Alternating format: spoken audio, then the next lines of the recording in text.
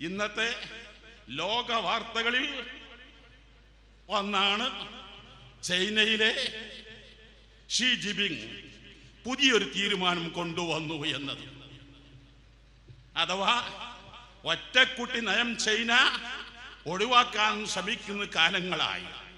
1960 കാലഘട്ടങ്ങളിൽ ദാരിദ്ര്യം വർദ്ധിച്ചപ്പോൾ സാമ്പത്തിക ചെലവുകൾ കൂടുമെന്ന് കരുതി സന്താന നിയന്ത്രണത്തിന് പല അവയർനെസ് ക്യാമ്പുകളും നടത്തി. വിജയിച്ചില്ല. 1978 നമുക്കൊന്നെന്ന ബില്ല് കൊണ്ടുവന്നു. അതും വിജയിച്ചില്ല.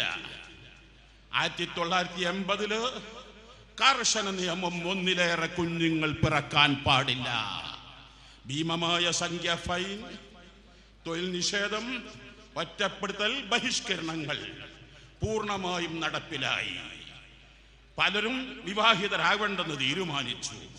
വിവാഹിതരാകുന്നവരാവട്ടെ കുട്ടികൾ വേണ്ടെന്ന് തീരുമാനിച്ചു. ഉള്ളവരാവട്ടെ ഒന്നിലപ്പുറം മതിയാകാതെ വന്നു. കാലം കൂടുതൽ കഴിഞ്ഞില്ല. 2023 ഡിസംബർ 24 2 വർഷം മുമ്പ് ഷീ ജിൻപിങ് നാഷണൽ വിമൻസ് കോൺഫറൻസിൽ പരസ്യമായി പ്രഖ്യാപിച്ചു, ഞങ്ങൾ ഈ തത്വം വലിച്ചെറിയുന്നു. എന്തേ കാരണം?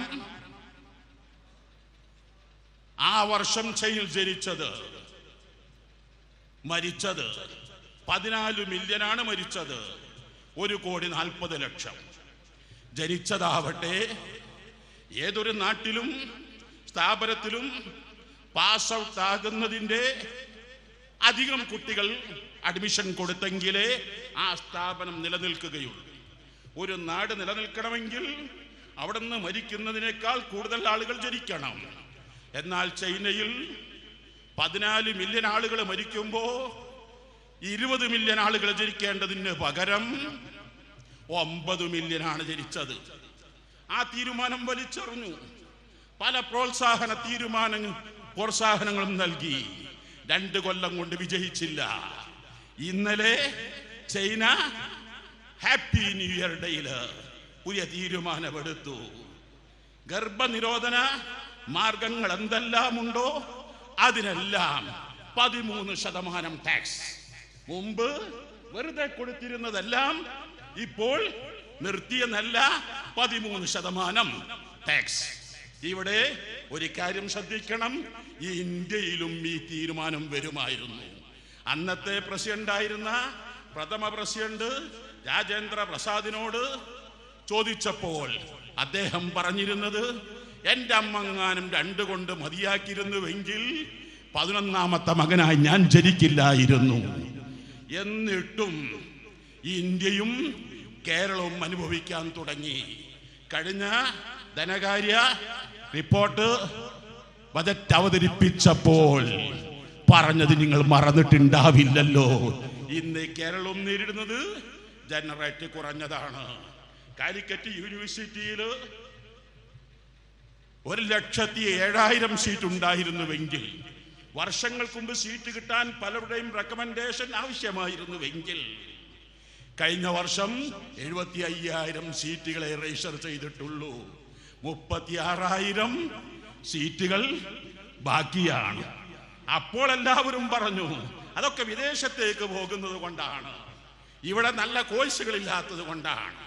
എന്നാൽ നമ്മുടെ പ്രാഥമിക വിദ്യാഭ്യാസ നിലവാരം ഉയർത്തുന്നതിന് വേണ്ടി നമ്മുടെ കേരള ഗവൺമെന്റ് 5,000 കോടി രൂപ ചെലവഴിച്ചു. 45,000 സ്മാർട്ട് ക്ലാസ് റൂമുകൾ പടുത്തുയർത്തി. പക്ഷേ ഇത്തവണ കഴിഞ്ഞ വർഷത്തേക്കാൾ 1.5 ലക്ഷം കുട്ടികളുടെ കുറവ്.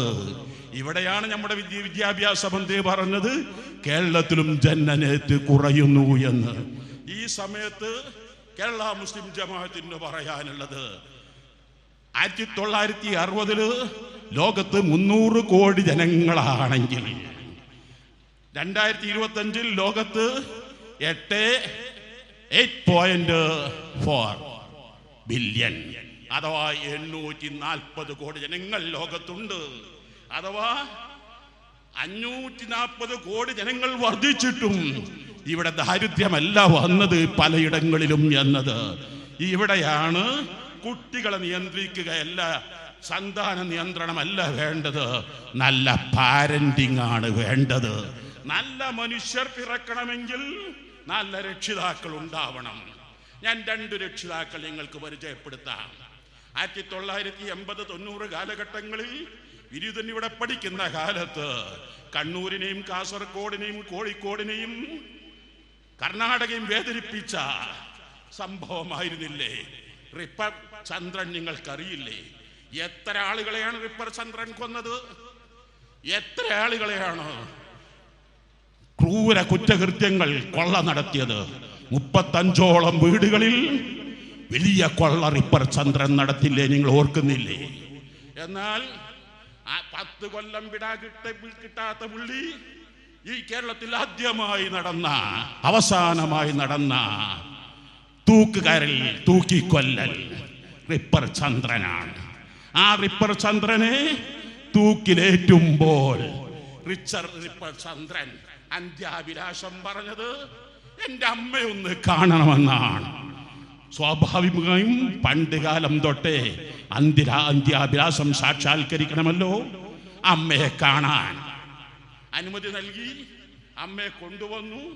ചുടുചുംബനങ്ങൾ അർപ്പിക്കാനായിരിക്കുമെന്ന് എല്ലാവരും വിശ്വസിച്ചു. കൈകെട്ടി ആമം വഹിച്ചു കൊടുത്തു.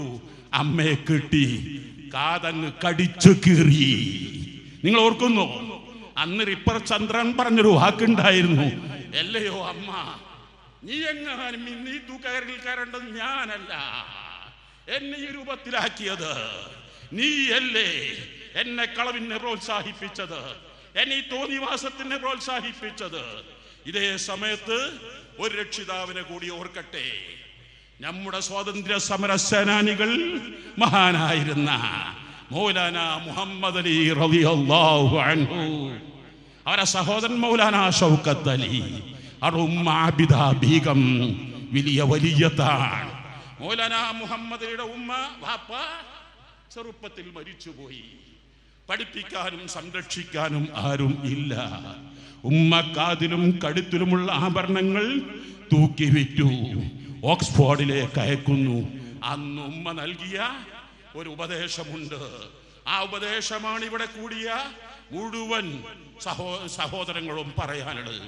പ്രിയപ്പെട്ട മുഹമ്മദ് അലി, ഞാൻ നിന്നെ ഓക്സ്ഫോർഡിലേക്ക് അയക്കുന്നത് നീ ഒരു ബില്ലിയനറായി വരാനല്ല ഞാൻ നിന്നെ അയക്കുന്നത്, മറിച്ച് എൻ്റെ രാജ്യത്തിന് ഫ്രീഡം ഫൈറ്ററായി, ഒരു സ്വാതന്ത്ര്യം നേടുന്നൊരു സമരസേനാനിയായി നീ വരണം. അതാണ് എൻ്റെ ലക്ഷ്യം. പ്രധാനമായും എനിക്ക് നിന്നോട് പറയാനുള്ളത്, ഞാൻ ലണ്ടനിൽ പോയിട്ടില്ല, പക്ഷെ എനിക്ക് യൂറോപ്പിനെ കുറിച്ച് അറിയാം. കൊടും തണുപ്പാണ്. ശൈത്യകാലത്ത് അതിശൈത്യമായിരിക്കും. 10 മാസവും പലപ്പോഴും തണുപ്പാണല്ലോ. പലപ്പോഴും -30-ലും 40-ലും ഒക്കെ എത്താറുണ്ടല്ലോ. എന്നാൽ നീ തഹജ്ജുദ് ഒരു സമയത്തും ഒഴിവാക്കരുത് മകനെ. ഇന്ത്യൻ സ്വാതന്ത്ര്യത്തിന് വേണ്ടി ഇന്ത്യയിൽ കടങ്ങല്ലാതെ ലണ്ടൻ രാജ്ഞിയുടെ മുഖത്ത് നോക്കി 1930 വട്ടമേശക്കിരുന്നു കൊണ്ട് സ്വാതന്ത്ര്യം ചോദിച്ച ഒരേ ഒരു നേതാവല്ലേ മൗലാന മുഹമ്മദ് അലി റളിയല്ലാഹു അൻഹു? മനസ്സിലാക്കണം, അവിടെ വെച്ച് മരിച്ചില്ലേ. 1931 ആഗസ്റ്റ് ഷഅബാൻ 15 മരിച്ച് മൗലാന മുഹമ്മദ് അലി ബൈത്തുൽ മുഖദ്ദസിലെ ഖുബ്ബത്തുസ് സഹ്റയുടെ നേരെ ഡയറക്ഷനിൽ വലിയ മക്ബറ കെട്ടിപ്പൊക്കിയതായി കാണാം. വിനീതൻ വർഷങ്ങൾക്ക് മുമ്പ് ചെന്ന് ഖുബ്ബത്തുസ് സഹ്റ പരിശോധിക്കുമ്പോൾ അവിടെ കാണുന്നൊരു ഗേറ്റ്, ഹാദാ ബാബു മൗലാന മുഹമ്മദ് അലി. ഈ കവാടം ഏതാണെന്നറിയാമോ? മൗലാന മുഹമ്മദ് അലിയുടെ പേരിലാണ് കവാടം. മക്ബറ എഴുതിയതായി കാണാം, ഹാദാ മുജാഹിദുൻ അളീമുൻ ഹിന്ദിയുൻ മൗലാന മുഹമ്മദ് അലി തഗമ്മദഹുല്ലാഹു ബിറഹ്മതിഹി. ബൈത്തുൽ മുഖദ്ദസിൽ റജബ് ഷഅബാൻ 15-ാം രാവ് ബറാത്ത് രാവിൽ മരിച്ച മൗലാന മുഹമ്മദിന്റെ മയ്യത്ത് ബൈത്തുൽ മുഖദ്ദസിൽ എത്തിക്കാൻ അന്ന് 20 ദിവസങ്ങൾ, റമദാൻ 5-നാണ് എത്തിയത്. നിങ്ങൾ മനസ്സിലാക്കണം, ഈ മൗലാന മുഹമ്മദ് അലി ആയത് എങ്ങനെയാണ്? ആ ഒരു ഉമ്മയാണ്. ആബിദ ബീഗത്തിന്റെ നിയന്ത്രണമാണ്, പാരന്റിംഗ് ആണ്. എന്നാൽ ക്ലിപ്പർ ചന്ദ്രൻ അന്ത്യാഭിലാഷം അമ്മയെ കാണാൻ, ആ അമ്മയെ കാത് കടിച്ചു കീറിയത് നമ്മുടെ നാട്ടിലാണ്, മറക്കരുത്. എന്തുകൊണ്ടാണ് സംഭവിച്ചത്? അമ്മയുടെ നിയന്ത്രണക്കുറവല്ലേ, ശ്രദ്ധ കുറവല്ലേ? വളരെ വേദനയോടെ ഒരു കാര്യം ഉണർത്തട്ടെ. ഈ അടുത്ത കാലത്ത് 2 അതിഥി തൊഴിലാളികളെ വളരെ നിഷ്ഠൂരമായി വധിക്കപ്പെട്ടില്ലേ? ആരാണ് അതിഥികൾ? അതിഥി നന്നായി ഉണ്ണുമ്പോൾ ആതിഥേയൻ നന്നായി ഉറങ്ങും. അതാണല്ലോ ആതിഥേയം തമ്മിലുള്ള ബന്ധം. ഞാനും നിങ്ങളുമൊക്കെ ലോകത്തിന്റെ വിവിധ ഭാഗങ്ങളിൽ പ്രവാസികൾ ധാരാളമുണ്ട്. ആ പ്രവാസികൾക്ക് അർഹമായ പരിഗണന കിട്ടിയില്ല എങ്കിൽ നമ്മുടെ വേദനയും പ്രയാസവും എത്രയാണ്. എന്നാൽ നമ്മുടെ നാട്ടിൽ നമ്മുടെ രാജ്യക്കാര് അതിഥി തൊഴിലാളികൾ വന്ന് നമുക്ക് കാശുകൾ ഉണ്ടാക്കി തരുമ്പോ ഞാനും നിങ്ങളും അവരെ സൽക്കരിക്കാൻ, അതിഥി തൊഴിലാളികൾ എന്ന് വിളി നല്ലതാണ്, സന്തോഷമുണ്ട്. പക്ഷെ വിളി മാത്രം മതിയോ?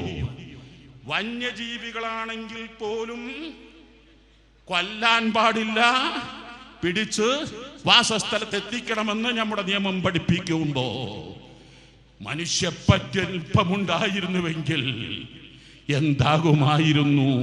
ഇവിടെയാണ് കേരള യാത്രയുടെ പ്രസക്തി നിങ്ങൾ മനസ്സിലാക്കേണ്ടത്. ഇതെല്ലാം സംഭവിക്കാതിരിക്കാൻ ഇവിടെ നല്ല മനുഷ്യർ പിറക്കണം. നല്ല മനുഷ്യർ പിറക്കണമെങ്കിൽ നല്ല പാരന്റിങ് വേണം.